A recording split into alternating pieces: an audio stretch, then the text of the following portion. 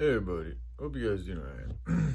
So, I've mentioned this before, but I'll just do it again for shits and giggles. But I've only really been in one relationship my whole life, and that was when I was 19 years old. And I'm 36 now, about to be 37 in a couple of months. So, I don't have very much experience at all when it comes to being in a relationship with a female, like a long-term relationship.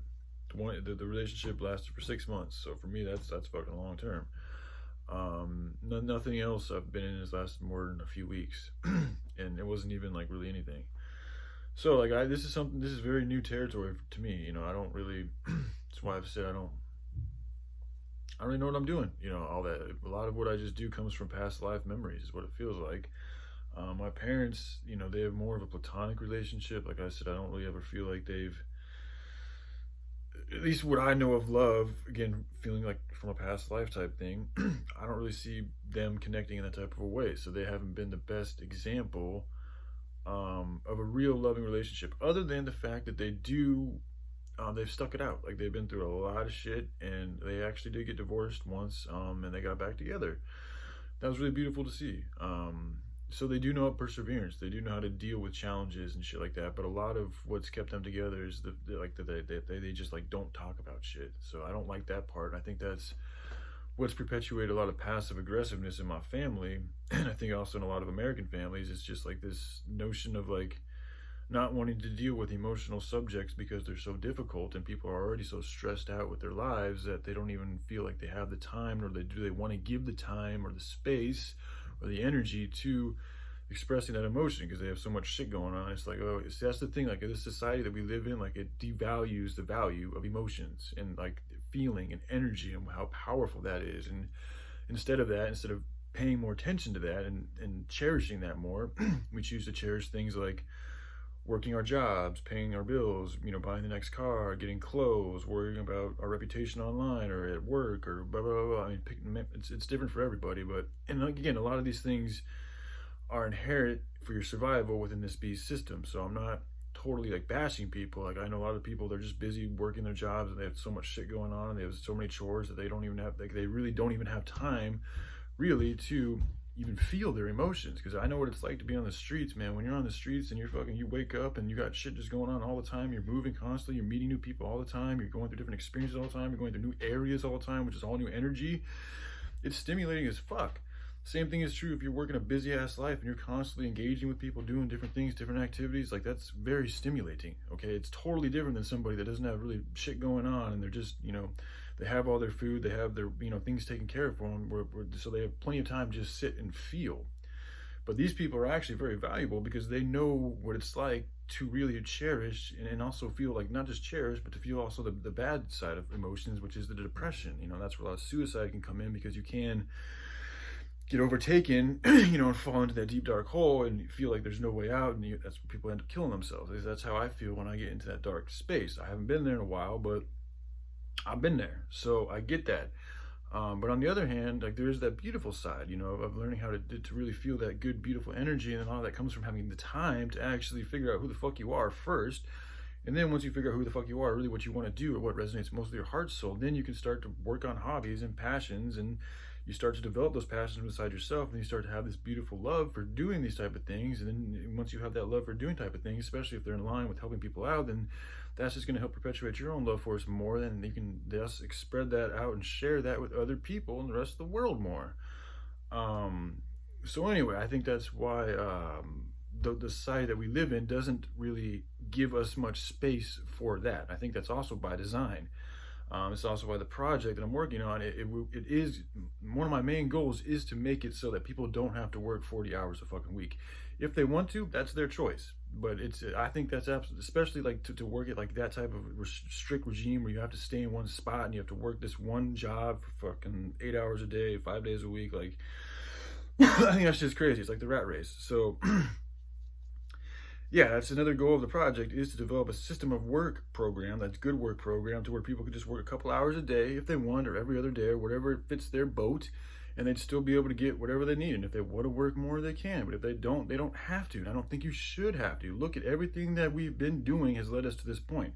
So all the 9 to 5 bullshit has led us to where our planet is now. I mean, they're saying that we have maybe 60 years left of a good soil to actually grow our food. And that's what they're saying. I mean, who knows what it really is? We already know that there's garbage patches 3 times the size of France in the Pacific Ocean. I mean, this shit is fucking ridiculous. And the saddest part about it all is hemp is here to solve all these fucking problems or discontinue these perpetuation of these problems. But it's not being, because there's a nefarious criminal organization globally that is not wanting hemp to be perpetuated. Specifically on purpose, completely on purpose. Even though America was founded on hemp, George Washington was a hemp farmer, the Constitution was written on hemp, blah, blah, blah. Anywho, I'm getting off topic here. I just wanted to really make a video about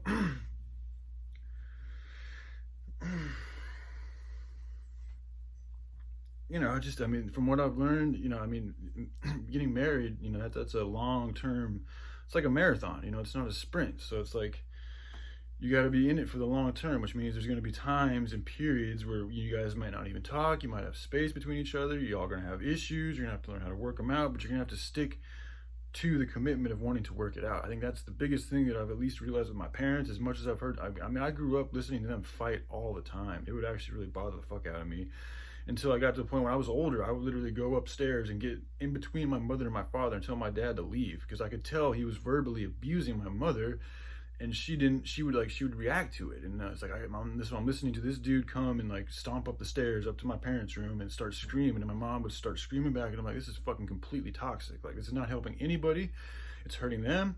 It's hurting us. It's hurting the animals. It's hurting my brother. So I would get up there and get in between them two and tell my dad to fucking leave, or I'm going to call the cops because it's verbal harassment. And he would leave.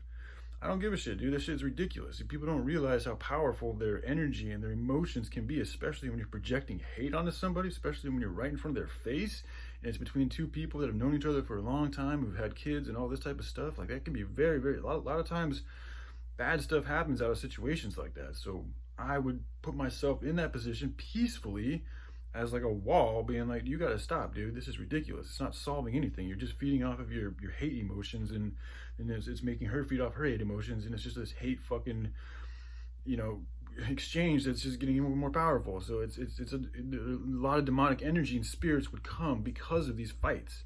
This is the stuff that happened when I was a child, and it's continued to happen. So it's actually gotten better as we've gotten older, but it started off really bad.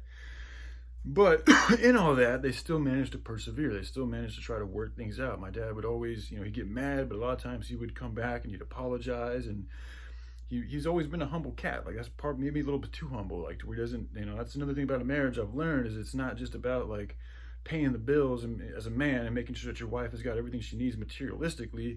It's about being there for her emotionally, and not just like when she's hurting and then you run to her. It's also like taking the initiative to do what it takes to help, like, nurture that flower. Like, you know, the flower, you know, just go there, give it some love, give it some attention. Doesn't mean it needs it, but it couldn't hurt.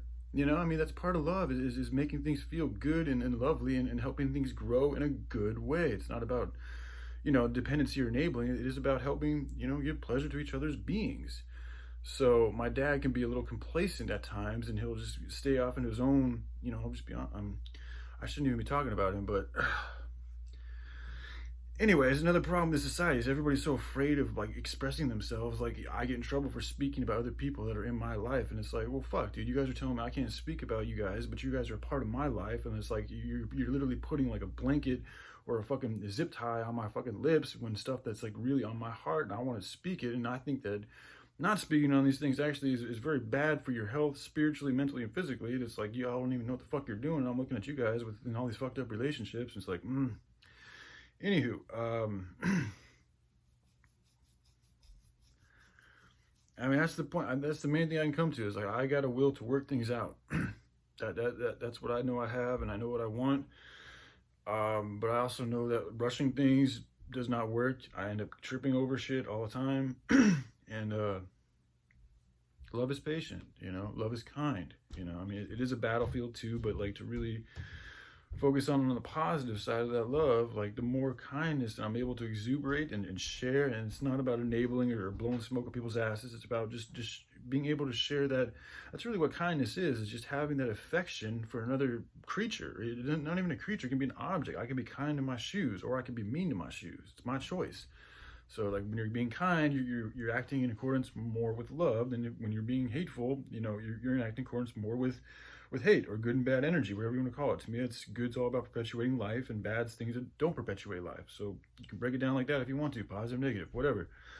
But anywho, I just wanted to make a little video just sharing with you guys. Another thing too, man, like I'm not used to being sober. So it's like I talk really fast sometimes. I come off probably kind of crazy because, as I've said, like being sober to me is like a new drug. So like I'm not used to this.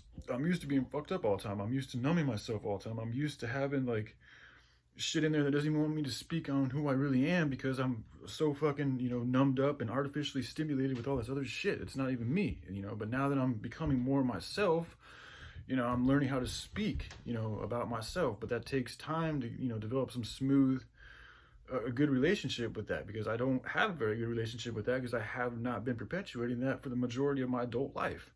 So there's going to be some rough areas. There's going to be some cringy shit that's going to happen just because I'm not. It's a working process. It's like when you start working out again, man, it's hard. Like you're not in the best of shape. Like your workouts are not going to be as fun as when you are in really good shape. Once you get in really good shape, working out is fucking easy. It's like that's what you look forward to, is going to working out, because you're in good shape, you know what you're doing, your body's used to it, and you have fun doing it. And the same thing is true once you learn how to speak and you're able to really, present and project your passions in a good way, but that takes time to work up to that. It doesn't just come overnight. And the only way to get there is just to do the work. And sometimes by doing the work, you're going to stutter, you're going to say stupid shit, you're going to make mistakes, but it's all about learning to grow from those and falling forward, and appreciating and cherishing and really listening to the message and taking heed to what you need to grow. So, all right, I love you guys. Y'all take care. Bye.